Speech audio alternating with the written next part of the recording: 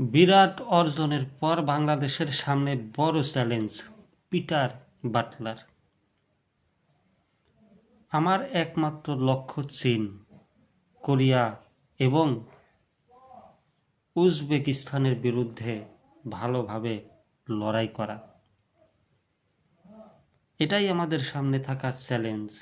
মূল উদ্দেশ্য কেবল কোয়ালিফাই করা নয়, বরং সঠিক উপায়ে ভালো নীতি, শৃঙ্খলা এবং ভালো পারফরম্যান্সের মাধ্যমে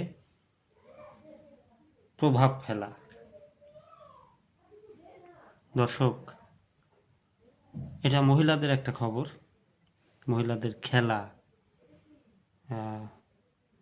সেটা কি খেলা এখনো বুঝতে পারছি না, আরেকটু পড়লেই বুঝতে পারবো যে এটা কি খেলা। মার্চে প্রথমবারের মতো নারী এশিয়ান কাপে অংশ নিয়ে ইতিহাস গড়তে যাচ্ছে বাংলাদেশ নারী জাতীয় ফুটবল দল।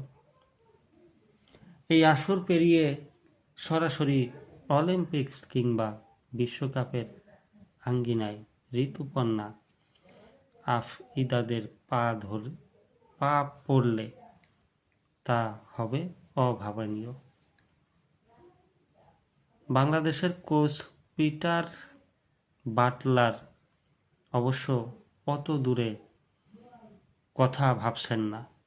ফিফাকে দেওয়া এক একান্ত সাক্ষাৎকারে প্রধান কোচ পিটার বাটলার এই টুর্নামেন্টে খেলার যোগ্যতা অর্জনকেই বিরাট অর্জন হিসেবে অভিহিত করেছেন। এই যে দর্শক, খবরটা দেখেন, এই যে মহিলারা বল রেখে দৌড়াদৌড়ি করছে।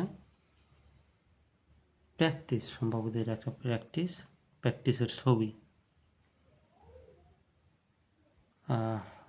বাটলারের কাছে সাময়িক জয়ের চেয়ে দীর্ঘমেয়াদী পরিকল্পনা বেশি গুরুত্বপূর্ণ।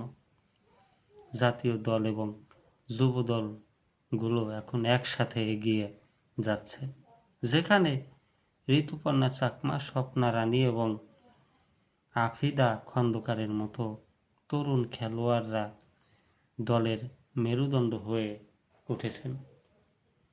মেয়েরা কিন্তু ভালো খেলছে এখন। তিনি ব্যাখ্যা করেন, এটি এই খেলোয়াড়দের জন্য অনেক বড় মঞ্চে তাদের প্রতিভা প্রদর্শনের একটি সুযোগ। আমরা টুর্নামেন্ট জেতার আশা নিয়ে আসছি না, তবে মূল লক্ষ্য হলো ভিত্তি স্থাপন করা, তেমন কিছু তৈরি করা যাতে বাংলাদেশ বারবার কোয়ালিফাই করতে পারে।